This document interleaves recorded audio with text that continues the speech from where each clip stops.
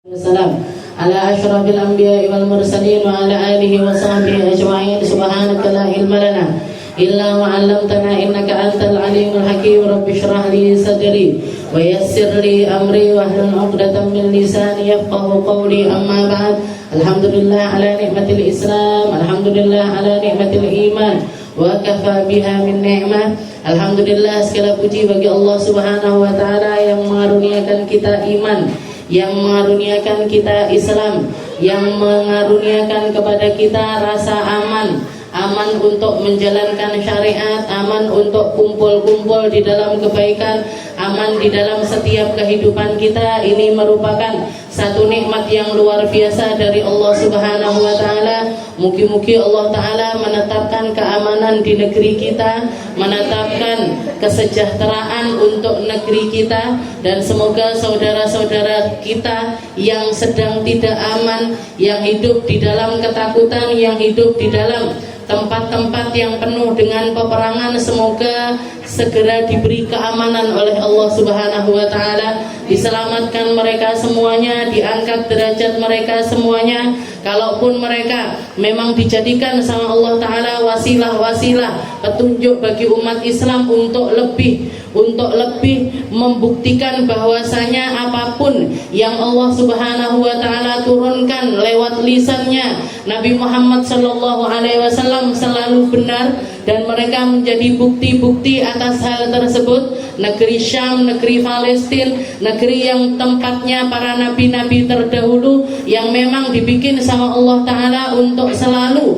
ada perjuangan-perjuangan luar biasa di dalamnya. Semoga apa yang dilalui oleh orang-orang yang ada di tempat sana maupun yang ada di tempat sini senantiasa diterima oleh Allah Subhanahu wa taala. Semoga kita dikasih sama Allah taala hati-hati yang punya rasa untuk ikut membantu, ikut merasakan, ikut nimbrung di dalam apa yang terjadi kepada mereka, entah itu lewat doa-doa kita, ataupun lewat harta-harta kita, ataupun lewat apapun yang kita mampu untuk membantu mereka. Bahkan sekedar untuk posting di media-media sosial kita, untuk istilahnya untuk nunjukkan bahwasanya apa yang dilakukan oleh sekelompok orang tersebut, Bani Israel, atau satu kaum yang dinamakan Israel, yang memang dinas oleh Allah Subhanahu wa taala sebagai kaum yang punya intelektual tinggi tapi minim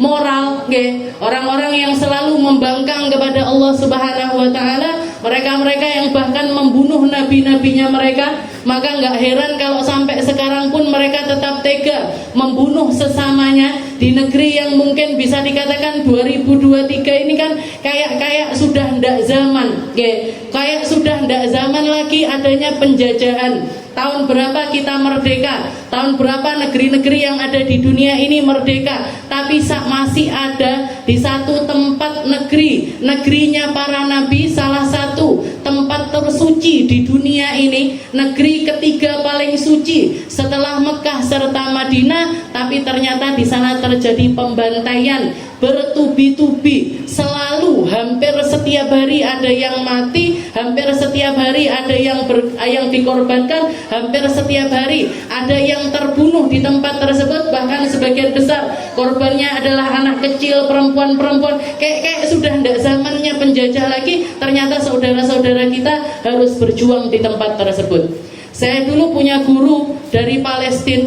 guru nahwu saya, ngajar saya kitab Kawakibud Durriyah itu.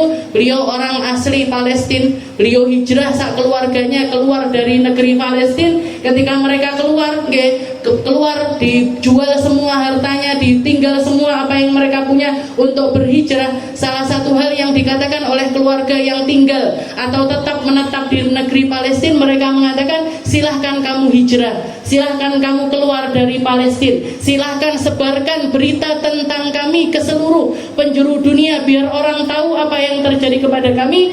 Biar istilahnya mereka ingin mengatakan, biar kami yang jadi tumbalnya untuk mempertahankan Masjidil Aqsa, kalian berjuanglah di luar sana untuk mengenalkan agama Islam kepada semua orang yang ada di dunia.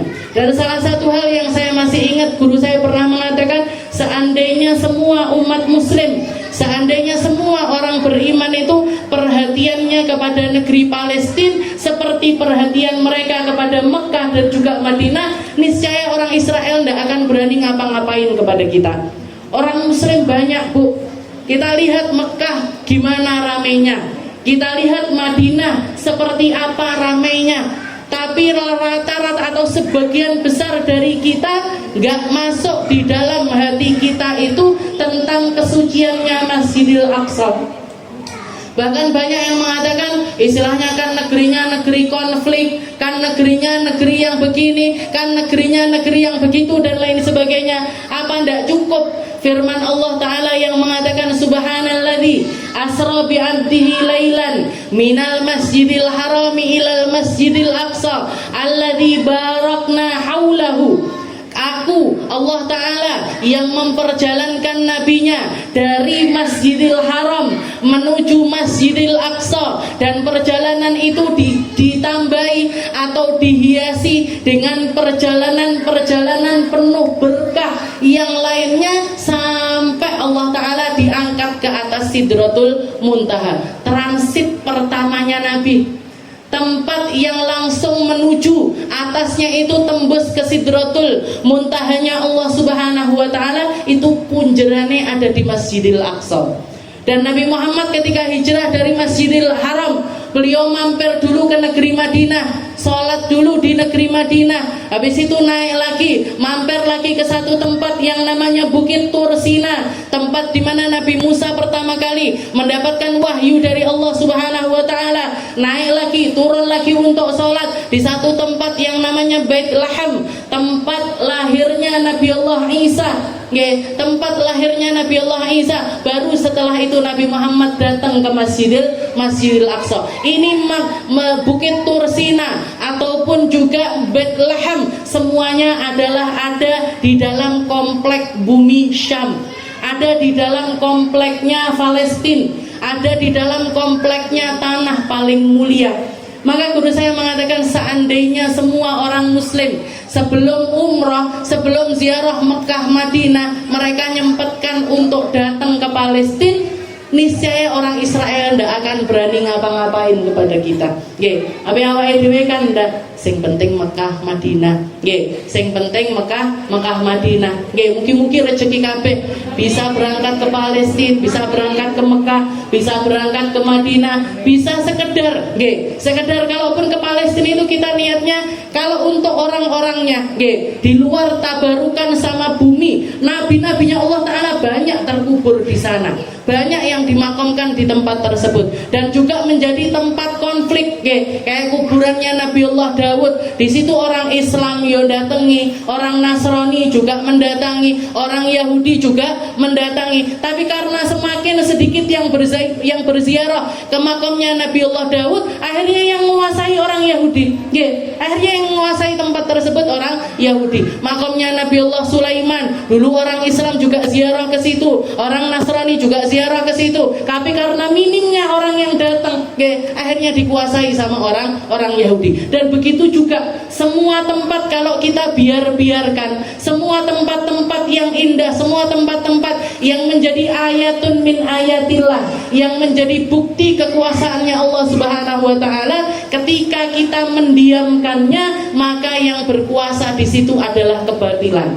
Kalau kita nggak mau, makanya Sayyidina Ali sering kali mengatakan sesungguhnya kerusakan dunia ini bukan karena banyaknya orang jahat, bukan karena banyaknya orang jahat, tapi karena diamnya orang-orang baik.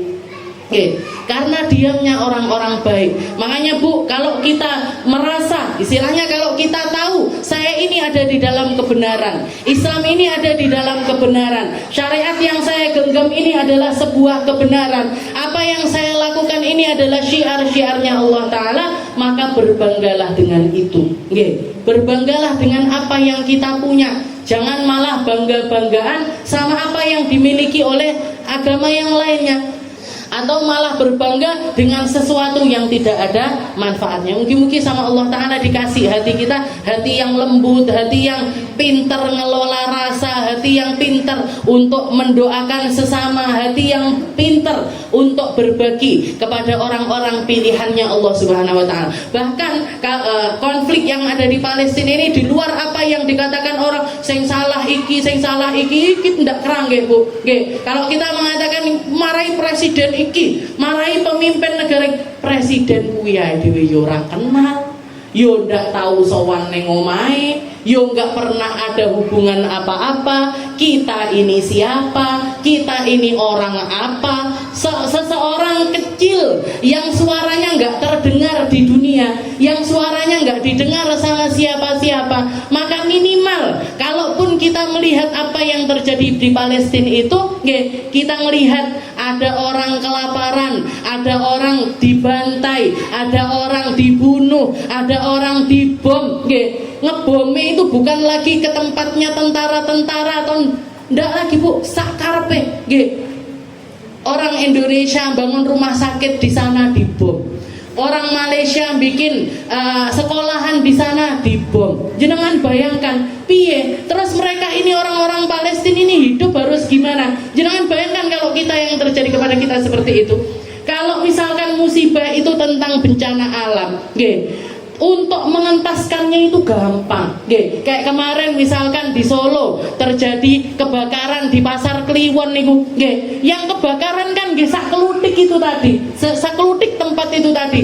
Ini tempat yang penting apinya sudah padam. Setelah itu orang-orang sekitarnya bahu membahu untuk nolongin, nolongin beres-beres, nolongin bangun kembali, nolongin untuk ngasih pakaian, ngasih makanan ini itu dan lain sebagainya. Sudah selesai, bangkit lagi, uripe iso bisa dedek malih, bisa berdiri kembali. Tapi kalau di Palestina, perang, mereka mau minta tolong, seluruh negerinya dikepung, genocide istilahnya. Ngomong, jadi dipagari dari segala sisi. Bangun sumurnya dipateni, bangun pipa air bersihnya dimatikan, bikin gardu listrik dibom, dihancurkan, bangun sekolahan dibom neh, bangun masjid dibom neh, bangun omah neh dibom neh, terus urip piye?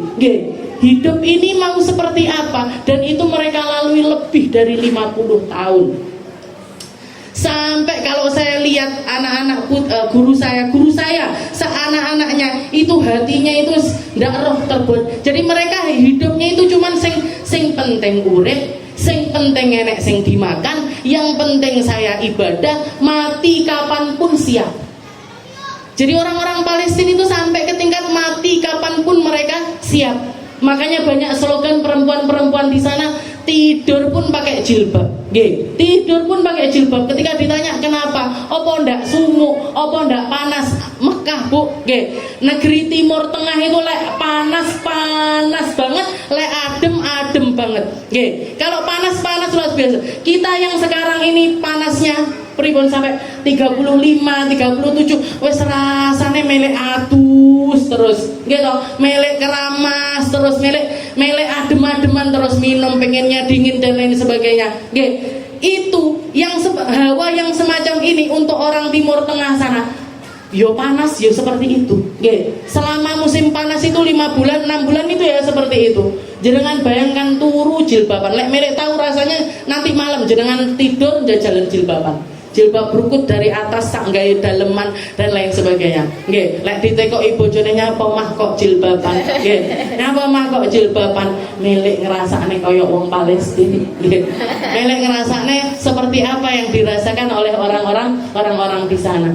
Mereka mengatakan kenapa kok pakai jilbab setiap malam setiap tidur. Sewaktu-waktu kalau misalkan rumahnya kena bom atau mereka kena tembak, auratnya nggak tersingkap. Auratnya tetap terjaga. Bahkan sebagian besar dari anak kecil di sana kalau bikin tulisan-tulisan, anak kecil kan senangnya ngoret-ngoret awake, nggih.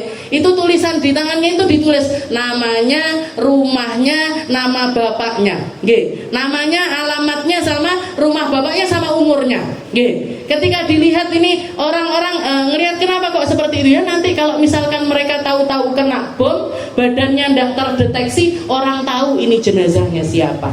Anak kecil-kecil itu Bu, duwe pikiran kayak ngono, nggih, punya pikiran-pikiran yang seperti itu. Jadi imannya sama Allah Taala dikuatkan, imannya dikuatkan, niatnya dikuatkan, wis ndak enek, nggih. Menyari dunia yang muluk-muluk nggak ada, istilahnya nyari pakaian model pakaian terkini itu apa, tas terkini itu apa, sandal terus ndak enek neng pikirannya mereka. Sing penting urip, sing penting ibadah, sing penting mati syahid. Itu cita-citanya orang-orang Palestina. Mugi-mugi kita termasuk orang-orang yang hatinya terpaut sama mereka. Kalau kita bisa membantu dengan apa yang kita punya medsos ya kita gaung-gaungkan di medsos. Kalau yang kita punya harta ya kita kirimkan beberapa sebagian dari harta kita, minimal paling enggak bisa dijadikan air untuk mereka, bisa dijadikan makanan untuk mereka, bisa jadikan obat-obatan ataupun bensin untuk orang-orang yang bisa berjuang di tempat tersebut. Selebihnya itu kita doakan selalu. Ditungak nih, mugi-mugi dikuatkan, mugi-mugi perjuangannya mereka diterima sama Allah Taala, mugi-mugi yang syahid-syahid itu benar istilahnya menjadi orang-orang yang benar-benar mulia di sisi Allah Subhanahu wa taala, karena ketika kita mendoakan mereka, kita juga ikut dapat pahalanya. Kita ikut dapat pahala dari perjuangan yang diperjuangkan oleh mereka. Kita lanjutkan pembahasan kita di dalam kitab Al-Ibanah wal Ifadah fil haid wal nifas wal istihadah. Di dalam bab yang membahas kemarin kita bahas tentang haid, setelah itu kita bahas tentang nifas, setelah itu kita bahas juga tentang yang namanya istihadah serta pembagian-pembagian dari istihadah. Meskipun masalah istihadah ini nantinya akan terbagi menjadi 7 macam, tapi minimal kita tahunya terlebih dahulu bahwasanya yang namanya istihadah itu selalu awalnya itu terbagi menjadi 2, yaitu mumayyizah wa ghairu mumayyizah. Darah yang bisa dibedakan serta darah yang tidak bisa dibedakan. Bedakannya darah ini lewat apa? Lewat warnanya. Lewat warnanya. Kalau misalkan ada perempuan mengalami istihadah dan istihadahnya itu warnanya berbeda, ada yang kuat, ada yang lemah, maka yang kuat dijadikan haid, yang lemah yang dijadikan istihadah. Tapi kalau misalkan warna darahnya ini enggak bisa dibedakan, satu warna dari awal sampai akhir lebih dari 15 hari, 15 malam, maka di situ kita ngambilnya kita kembalikan kepada adah, kita kembalikan kepada kebiasaan di bulan sebelumnya. Itu minimal pengetahuan kita tentang istihadah. Bukan cuman aku metu geteh 17 dino berarti 15 dinone haid, 2 harinya istihadah. Tidak bisa. Saya istihadah 25 hari, berarti 15 harinya haid, sisanya adalah istihadah. Nggak bisa. Nggak bisa kita menghukumi dengan cara seperti ini, tidak bisa. Tapi cara menghukuminya adalah darah istihadah itu ndak dadi mumayyizah ya ghairu mumayyizah. Bisa dibedakan sama ndak bisa dibedakan. Makanya Bu, kalau haid atau punya anak-anak, punya putri-putri yang baru mengalami haid, diajarin caranya nyatet haid. Diajarin caranya bikin kalender haidnya mereka masing-masing. Cara bikin kalendernya itu gimana? Ya kalender seperti biasanya, kalender seperti umumnya kalender, tapi setiap kali mereka mengalami haid bukan cuman dibunderi harinya saja, bukan cuman harinya, tapi sak warnane, sak jamnya. Jam sama warnanya minimal juga harus dituliskan. Jadi misalkan saya keluar darah bulan Januari, tanggal berapa keluarnya? Tanggal 1. Tanggal 1 Januari dibunderi. Seret bunder. Jam berapa keluarnya? jam 1 siang. Nggih, jam 1 siang. Setelah itu, setelah ditulis jam 1 siang, dieling-eling. Wah, iki mang pas metu getih sudah sholat duhur apa belum ya? Nggih, sudah sholat duhur apa belum? Kalau belum sholat duhur, berarti nanti setelah suci sholat duhurnya wajib dikodok. Nggih. Jadi sholat duhurnya wajib dikodok, bukan keluar jam 1 siang men, oh ya wis, nggih. Ya wis, nggih. Duhure piye? Diskon. Nggih. Nggak bisa kayak gitu. Kenapa? Karena kita sudah keluar darahnya itu sudah masuk waktu duhur. Nggih. Makanya ditulis sak jamnya, nggih, sak jamnya. Kalau misalkan belum sholat duhur dan kita orangnya lupaan, ditulisi misal jam 1 siang belum sholat duhur, okay. Atau jam 1 siang ada kodok duhur, okay. Ada kodok duhur. Nanti setelah suci sholat duhurnya wajib dikodok. Asare tidak usah, okay. Kenapa? Karena di waktu asar itu sudah masuk waktunya kita haid, okay. Jadi jamnya ditulis. Setelah itu warnanya darah, nggih, warnanya darah. Kalau misalkan kita sering, biasanya anak-anak muda-muda istilahnya yang baru-baru haid biasanya nggak bermasalah. Yang sering masalah itu, yang sering curhat karena sering curhatnya, nggih, itu biasanya ibu-ibu yang sudah menikah bar ngono gawe KB. Kuwi biasanya mainnya malah ruwet, nggih. Biasanya haidnya jadi ruwet. Kadang keluar 20 hari, tapi mek sak serit dowo banget. Nggih. Piye gimana ini menghukumnya? Tinggal dilihat. Ini lebih dari 24 jam apa enggak? Oke, kalau lebih dari 24 jam di dalam kurun 15 hari 15 malam, berarti itu dianggap sebagai haid. Tapi kalau kurang dari itu, keluarnya gimana? Saya keluar darah 20 hari. Oke, keluar darahnya 20 hari. Terus keluarnya gimana? Keluarnya ben subuh tok. Serut arep sholat subuh, serip warnane coklat. Habis itu duhur dilihat nggak keluar, asar dilihat nggak keluar, maghrib nggak keluar, isya nggak keluar, subuh lagi, nanti subuh keluar lagi sedikit. Gimana ini hukumnya? Nah, berarti kan cuman keluar setengah jam atau mungkin 15 menit kali 15 hari berapa? Nggak sampai 24 jam. Oke. Jadi 15 istilah gampangnya sak jam misalkan. Keluarnya 1 jam. Jam 5 metu, jam 6 mesti mandek misalkan. Oke, berarti keluarnya 1 jam. 15 hari kali 1 jam. Berarti berapa jam? 15 jam. Nah, 15 jam masuk 24 jam apa enggak? Enggak masuk. Berarti pripun? 20 hari itu semuanya istihadah. Oke, 20 hari itu tadi semuanya adalah istihadah. Lah terus pripun? Kadung ora salat ya dikodok. Nggih. Ya sudah, kalau sudah dulu mungkin tidak tahu ilmunya, sekarang sudah tahu. Berarti sing kae aku kurang sakmene dino, sakmene kurang sakmene, ya sudah dikodoki kabeh. Nggih. Salahe dhewe ora gelem sinau. Nggih. Jadi 24 jam itu tadi, kalau 20 hari keluarnya sak jam, kurang dari 24 jam berarti tidak bisa dianggap sebagai darah haid. Masuknya istihadah. Nggih. Lah istihadah pripun? Istihadah tetap wajib sholat, tetap wajib puasa. Tetap wajib sholat, tetap wajib puasa. Kalau itu istilahnya misalkan bulan pertama kadung ora sholat, kadung ora sholat 15 hari. Gimana ini? Bulan kedua ternyata keluarnya sama juga, sak jam, sak cerit. Langsung ambil wudhu, langsung sholat. Langsung ambil wudhu, langsung sholat. Itu bisa ditaklidkan kepada bulan sebelumnya. Sudah bisa diikutkan. Oh, bulan kemarin aku yo sakmono mek cerat-cerit gitu tok. Berarti wajib timbangannya dadak ngodoki nggih, daripada harus mengkodoi sholat, maka silahkan langsung melaksanakan sholat. Nggih. Silahkan langsung melaksanakan sholat. Jadi seperti itu. Nah, itu minimal pengetahuan istihadah. Ada yang namanya mumayyizah, ada yang namanya ghairu mumayyizah. Kalau bisa dibedakan darahnya, maka yang kuat yang haid, yang lemah yang istihadah. Tapi kalau misalkan tidak bisa dibedakan, saya keluar darah 20 hari semuanya hitam, sampai mandek warnanya ireng terus, nggih. Banyak hitam terus-terusan. Gimana ini hukumnya? Nah, dikembalikan ke kebiasaan bulan sebelumnya.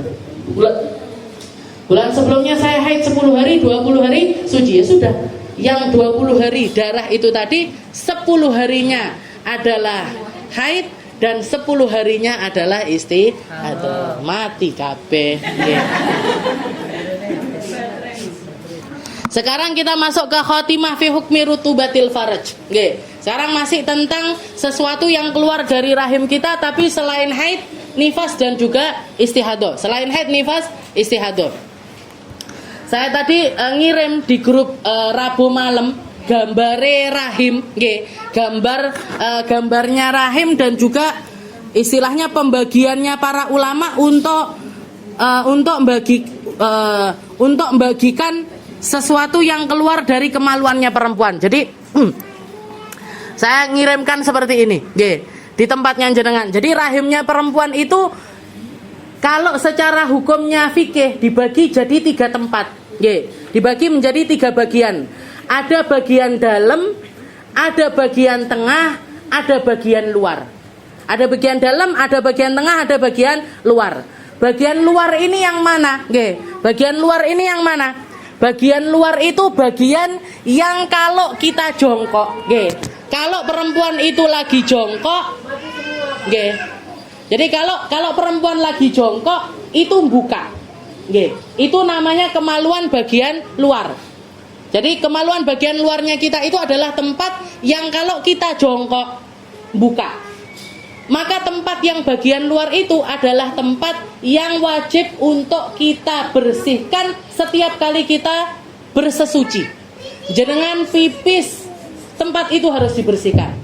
Jenengan BAB, bagian luar itu juga wajib untuk dibersihkan. Jadi bagian kita untuk membersihkan itu sampai sekadar yang bagian luar. Yang dikatakan oleh para ulama, innal faraj kal ayun. Kemaluan itu kayak matanya orang. Daiman firrutubah, selalu ada basah-basahnya. Sebagaimana kalau kita jenengan megang mata bagian dalam ini mesti teles. Kalau ndak teles ndak iso kedep. Kalau nggak basah itu nggak bisa, kita nggak elastis untuk kedip-kedip. Nah, di kemaluan juga seperti itu. Bagian luar itu selalu basah, selalu basah. Maka sesuatu yang keluarnya di bagian luar, jadi basah-basahnya jenengan yang ada di bagian luar itu para ulama menghukuminya tohir biyakin, hukumnya suci. Jadi keputihan yang ada di bagian luarnya kita yang nggak keluar dari dalam. Jadi istilahnya ngeten, kalau jenengan pakai celana dalam dibuka, di situ ada nyemes-nyemes, tapi ndak ada jiremnya, nggak ada koyok kental-kental, ya ndak ada, lendir-lendir juga nggak ada. Berarti gimana ini? Hukum ke celana dalam saya ini gimana? Lek tak pegang tapi teles, kayak basahnya air. Gimana hukum celana dalam saya ini? Suci, karena keputihan yang keluarnya di bagian luar itu, sesuatu yang basah-basah yang ada di kemaluan yang kelihatan, yang ada di bagian luar itu, hukumnya adalah suci. Hukumnya adalah suci. Setelah itu, makanya dan perempuan kita, perempuan kalau cebok ndak diwajibkan untuk membersihkan sampai lebih dari itu. Jadi tempat yang ndak kelihatan ketika kita jongkok itu ndak perlu dibersihkan. Jadi ndak perlu jenengan gawe semprotan disemprot sampai moro jero, ndak perlu. Atau kalau karena banyak saya nemukan orang was-was, saya sampai setiap kali cebok itu maaf jarinya dimasukkan. Ndak usah bu, mau itu kemaluan bagian luar, bagian depan, tempatnya setelah pipis itu, atau bagian belakang, bagian dubur, itu ndak perlu sampai jarinya dimasukkan ke dalam, itu ndak perlu. Kenapa? Karena itu memang tempat yang nggak wajib untuk dibersihkan. Yang diwajibkan sama Allah Ta'ala, kalau kita mandi besar, kalau kita cebok, kalau kita mandi besar, yang wajib dibersihkan ini yang mana? Ya semua tempat yang kelihatan. Dan kalau itu di lubang-lubang, lubang yang juga kelihatan, lubang yang juga kelihatan. Bagian dalam mulut ini, jangan kalau mandi besar, bagian mulut ini apa wajib dibersihkan? Iya wajib. Sampai mana? Sampai yang kelihatan. Tidak perlu sampai glogok banyu nawa itu toharoh ngeresiki kerongkongan dalam, tidak perlu. Bagian hidung, bagian hidung mana ini yang wajib dibersihkan? Lek jenengan dongok gini kelihatan, cukup air diginikan. Nah, bagian itu sudah dibersihkan, bagian tersebut sudah beres. Nggak usah lah dadak dilebokne sampai ke jero. Ini malah dadak moro THT gitu. Nah, yang paling sering diceritakan kepada saya itu orang-orang yang meninggal dunia.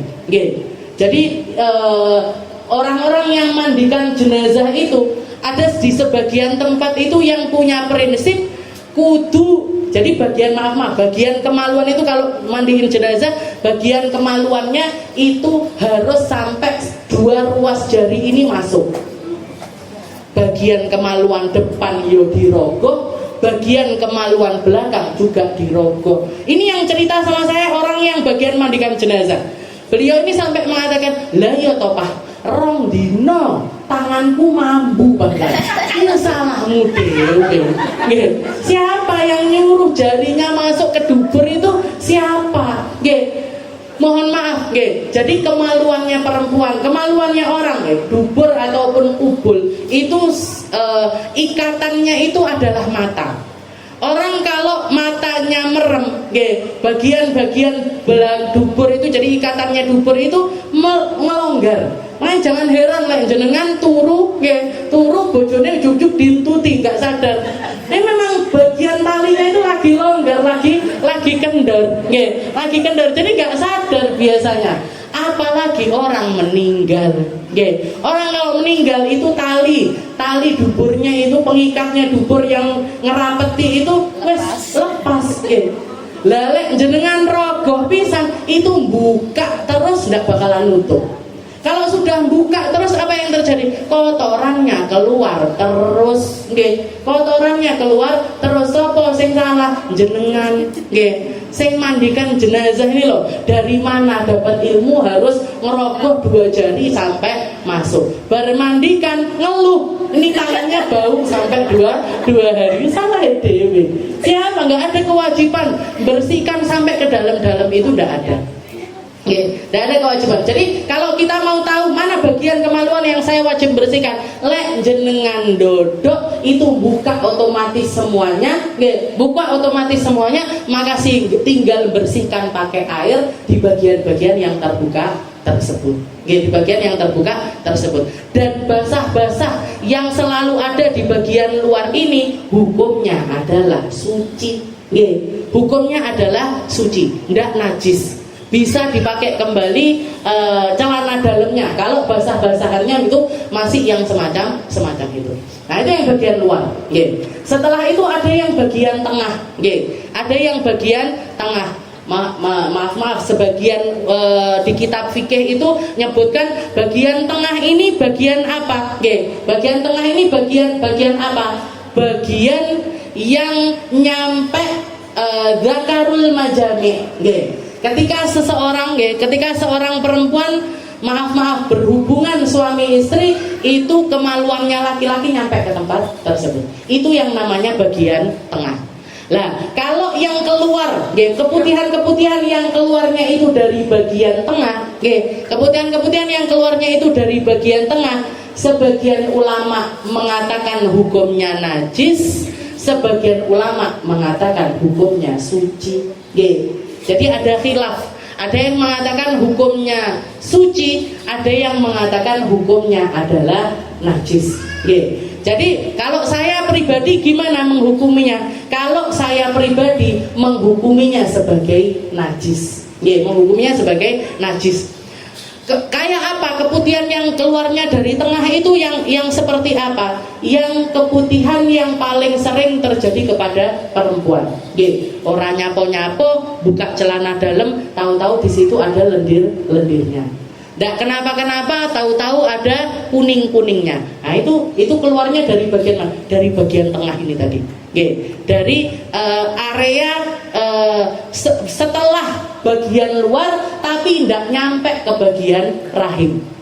Tapi tidak keluar dari bagian rahim. Jadi kalau dari yang bagian luar, ini semua ulama sepakat hukumnya adalah suci.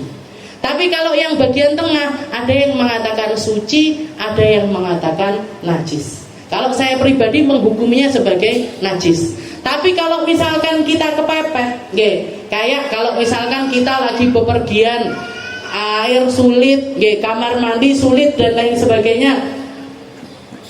Tapi kita tahu, koyoke nenggone celana dalamku ada keputihannya dikit-dikit deh.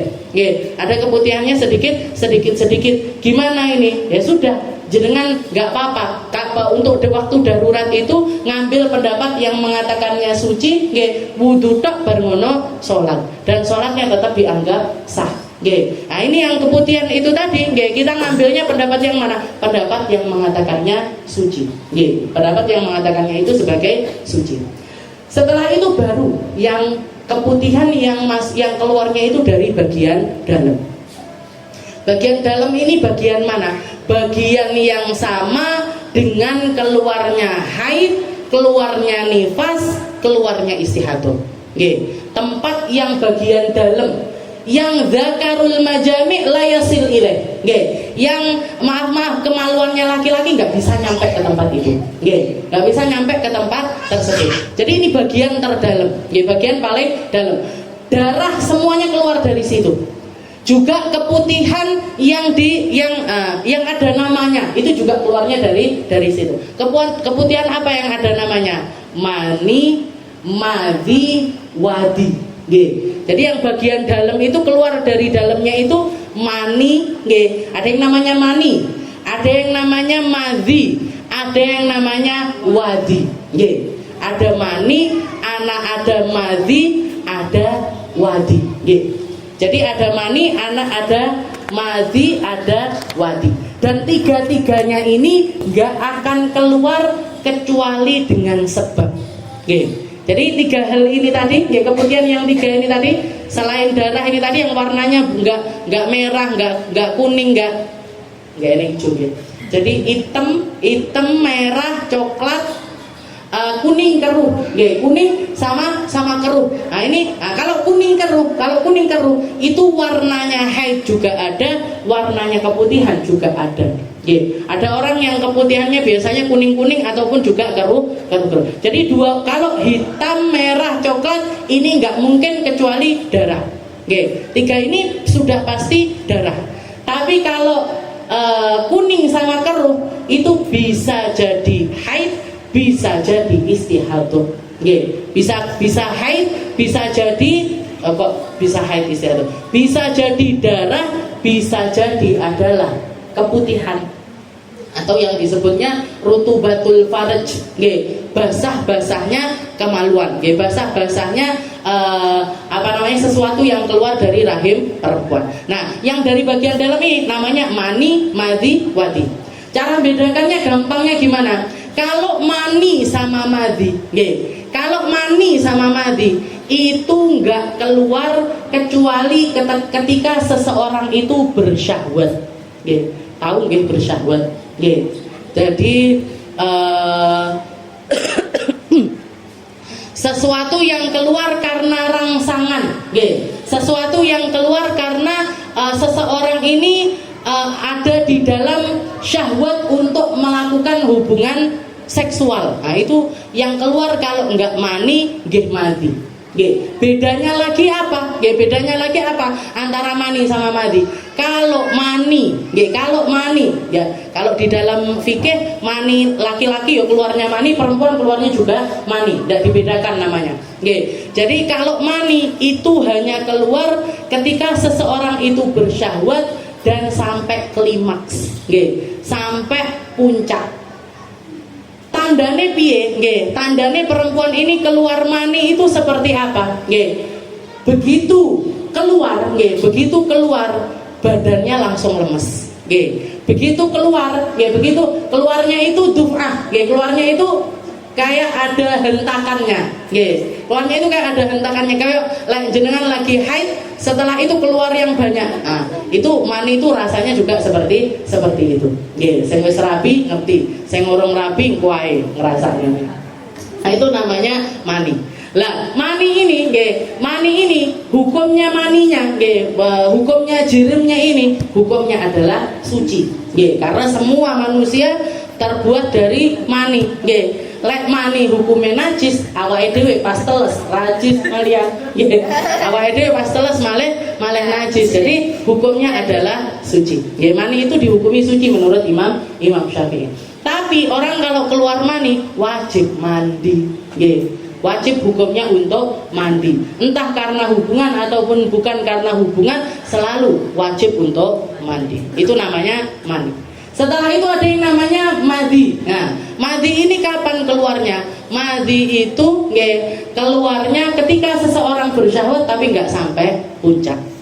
Makanya orang biasanya keluar mani, biasanya diiringi sama madi. Sebelumnya ada madinya dulu, baru setelah itu keluar mani. Kalau madi hukumnya gimana? Madi hukumnya najis. Madi hukumnya najis dan mewajibkan untuk wudu. Wajib wudu saja, tidak wajib untuk mandi. Setelah itu yang terakhir apa namanya? Wadi. Wadi ini apa? Wadi itu adalah keputihan atau sesuatu yang keluar dari dalam, sesuatu yang keluar dari rahim, dari dalam rahim, dan sebabnya itu macam-macam. Kadang goro-goro ngangkat abot-abot sur metu, kayak pipis tapi bukan pipis, atau karena kepanasan, atau karena jamur, macam-macam. Sebabnya keluar madi itu sebabnya banyak sekali. Sebabnya banyak sekali. Jadi kalau kita ngerasa ada sesuatu yang keluar dan kita tidak sedang bersyahwat, itu biasanya masuknya dalam kategori wadi ini tadi. Wadi sama madi hukumnya sama.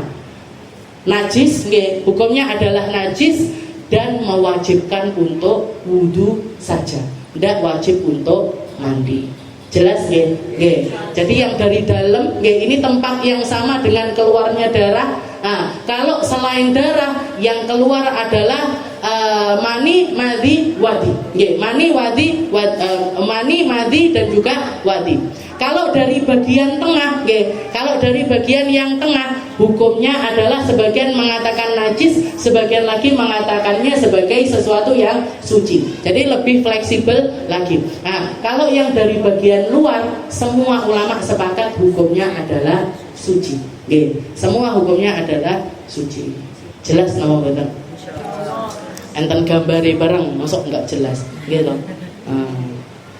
والدليل على ما تقدم أن المذي نجس وينقض الوضوء باتفاق ووصفه أنه من الباطن فإذا كانت الرطوبة من الباطن فهي كالمذي وإن كانت من الظاهر فقد أشبهت العرق والعرق ظاهر ولا ينقض الوضوء وفي حالة الشك فإن اليقين لا يزال بالشك لأن الأصل الطهارة والأصل عدم النقض.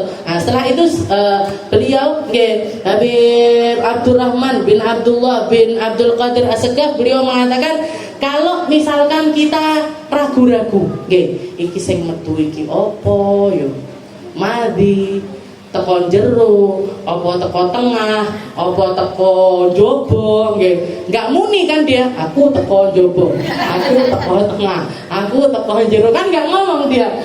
Kalau kita dalam keadaan ragu-ragu ini gimana? Ragu-ragu antara ini saya ini yang keluar mani apa madi? Yang ini wadi apa keputihan tengah apa keputihan luar, kan? Istilahnya kadang-kadang sering terjadi yang seperti itu. Maka beliau mengatakan wa fil halati syak fa inna yaqin la yuzalu bisyak. Katanya beliau, sesuatu yang yakin itu tidak terhapuskan dengan sesuatu yang syak, sesuatu yang ragu. Jadi yang kita ambil yang mana? Yang paling kita yakin. Mana yang kita yakini? Iki tekon jero apa tekon jobo? Kaya tekon jobo deh, suci. Kalau kita yakin itu suci hukumnya. Sama kayak kalau kita kalau kita lagi dalam iki mang aku batal apa enggak? Nggih. Saya misalkan jenengan habis sholat maghrib, nggih. Habis sholat maghrib wiritan, maca rotib, maca yasin misalkan sampai nunggu isya. Begitu adzan isya ragu-ragu, gimangku batal apa enggak? Nggih, batal apa enggak? Jenengan ingat-ingat dari mulai maghrib sampai isya itu tadi ada enggak perkara-perkara yang menyebabkan kita itu batal? Aku mah enggak nyapa-nyapa mek wiritan, bar ngono maca yasin, bar ngono maem minum kopi, misalkan gitu-gitu, koyo yo ndak ngentut, koyo yo ndak ngene. Nah, berarti gimana? Gimana hukumnya kita itu suci apa enggak suci? Suci. Nggih. Kita hukumnya adalah suci. Kenapa? Al yaqin la yuzalu bisyak. Sesuatu yang yakin enggak akan terhapuskan dengan sesuatu yang meragukan. Nggih, tidak akan terhapuskan dengan sesuatu yang meragukan. Kecuali kalau misalkan kita habis sholat maghrib bar ngono moro jeding. Ke kamar mandi ini ngapain kira-kira? Nggih, apa mek ndelok-ndelok sabun ngene to? Apa dolanan sikat kan enggak? Nggih, biasanya kalau orang ke kamar mandi ya ndak pipis, ya BAB, kalau nggak pipis BAB mandi, dan itu biasanya aktivitas seperti itu biasanya selalu membatalkan, dan kita bukan orang yang terbiasa setiap kali keluar dari kamar mandi wudu, setiap kali keluar dari kamar mandi kita itu lebih seringan ndak wudu ketimbang wudu. Berarti gimana ini hukumnya? Saya ini dalam keadaan apa? Dalam keadaan batal wudunya. Kenapa? Karena barusan dari kamar mandi. Nah, jadi mana yang kita yakini itu yang diambil hukumnya. Mana yang kita yakini itu yang diambil hukumnya.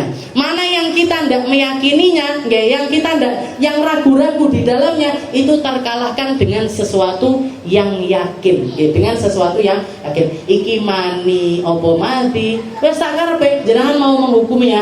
Kalau yang jenengan yakin itu adalah mani, berarti yo wajib mandi. Kalau jenengan yakinnya itu enggak, aku enggak sampai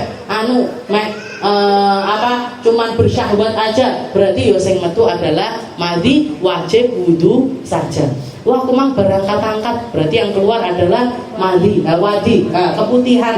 Berarti gimana ya? Sudah, berarti hukumnya adalah najis. Aku enggak dari kemarin aku enggak keputihan sama sekali kok, nenggone dalan melek ndang salat. Nah, tapi males kamar mandinya kotor ini itu dan wis tak wudu tok ae lah. Koyoke ndak keputihan aku. Enggak apa-apa. Nggih, ini al yakin la yuzalu bi. Sesuatu yang yakin, sesuatu yang sudah terjadi kepada kita itu tidak terhapuskan dengan sesuatu yang meragukan. Yang ragu ini hilang dengan sesuatu yang yakin. Kecuali lagi kalau setelah kita meyakininya datang juga sesuatu yang yakin kalau kita itu batal. Nah, baru itu hukumnya adalah batal. Jadi misalkan salat maghrib, bar maghriban, yasinan ini itu turu, tangi turu.